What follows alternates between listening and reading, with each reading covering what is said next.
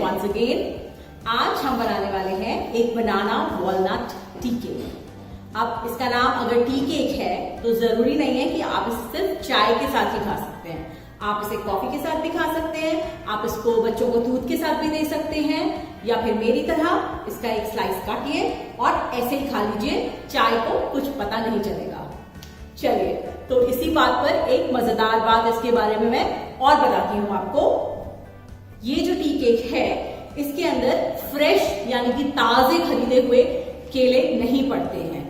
इसके लिए आपको चाहिए वो केले जो जब घर में 3-4 दिन तक रखे रह जाते हैं, उनकी स्किन काली होने लगती है, नीचे से वो अंदर से गलने लगते हैं और कोई उन्हें खाने को तैयार नहीं है।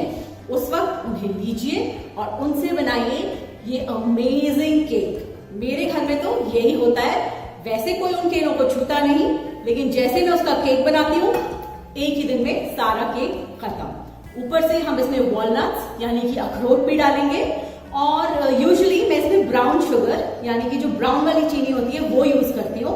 उससे इसका फ्लेवर बहुत एनहांस होकर आता है। आपकी मर्जी है, आप चाहें तो इसको नॉर्मल सफेद वाली चीनी से भी बना सकते हैं, लेकिन जैसे भी बनाएं अगली बार घर में पड़े हुए केलों को वेस्ट ना होने दें, इस केक में जरूर डाल के बनाइए। और अगर आपने अभी तक इस चैनल को सब्सक्राइब नहीं किया है तो जरूर कर लीजिएगा। Now let's get started. तो शुरू करते हैं अपने इंग्रेडिएंट्स से। सबसे पहले हम लेंगे ब्राउन शुगर पिसी हुई, फिर हमें चाहिए केले, दूध, वॉलनट्स, वनीला, बेकिंग पाउडर, 2 अंडे, मैदा और बेकिंग सोडा।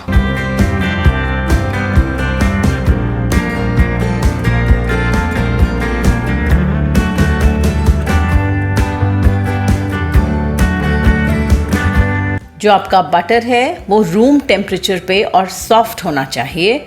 और जो केले हैं वो मैं आपको दिखाती हूँ, वो थोड़े से पुराने 3-4 दिन पुराने होने चाहिए, जिनके छिलके थोड़े से काले होने लगे हों और अंदर से वो सॉफ्ट हो गए हों। तो सबसे पहले हम इन बनानास को प्यूरी करेंगे।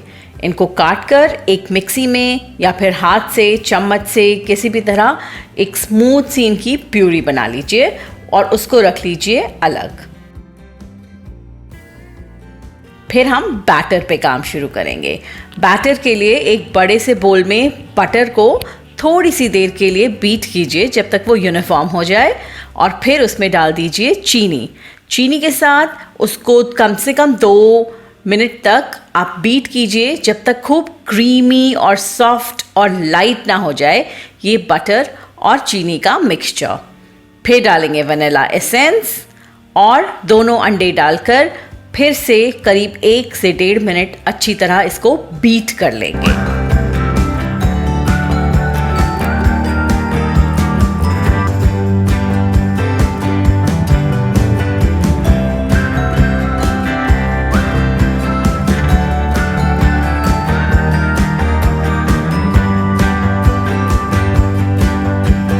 अब बारी है हमारी बाकी इंग्रेडिएंट्स की। मैदा, बेकिंग पाउडर और बेकिंग सोडा, तीनों चीज़ों को एक छलनी में डालकर छानकर और फिर इसमें मिक्स करेंगे एक चम्मच से, हल्के हाथ से फोल्ड करते हुए। पहले 1 कप मैदा मिक्स कर लेंगे। उसके बाद आप देखेंगे कि ये बैटर हल्का सा ड्राई होने लगा है, तो फिर हम डालेंगे अपनी बनानास वाली प्यूरी और फिर उसको दोबारा मिक्स करेंगे। फिर डालेंगे बाकी बचा हुआ 1 कप मैदा और इस बार भी इसको हल्के हाथ से जेंटली फोल्ड करेंगे इस बैटर के अंदर।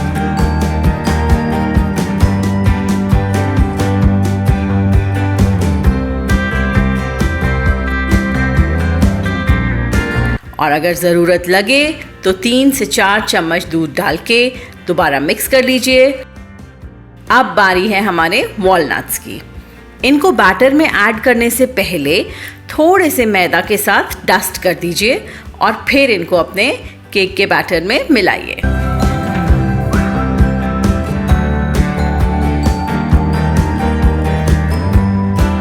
अब बैटर हमारा तैयार है।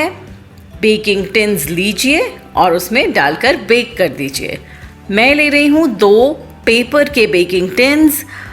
ये करीब 5-5.5 इंच की लेंथ के हैं और बैटर डालने के बाद ऊपर से थोड़े और वॉलनट सजा दीजिए, ये ऑप्शनल है।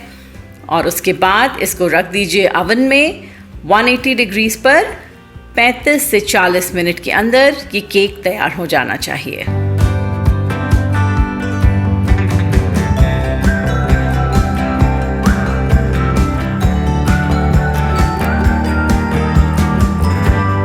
तो केक्स हमारे बाहर हैं, अब इनको ढक के रख देंगे और पूरी तरह से ठंडा होने देंगे। लेकिन उससे पहले ज़रा देखिए, ये जो इसका क्रैक है इसके बीच में, ये कहता है कि एक परफेक्टली बेक्ड केक है। ठंडा होने के बाद इसको डीमोल्ड करके और फिर स्लाइसेस में काटिए और चाय, कॉफ़ी, दूध के साथ या फिर ऐसे ही इसको एंजॉय कीजिए। चाहें तो एक क्विक सा शुगर ग्लेज बनाकर इसके ऊपर डालकर और फिर खाइए। Bye bye and enjoy.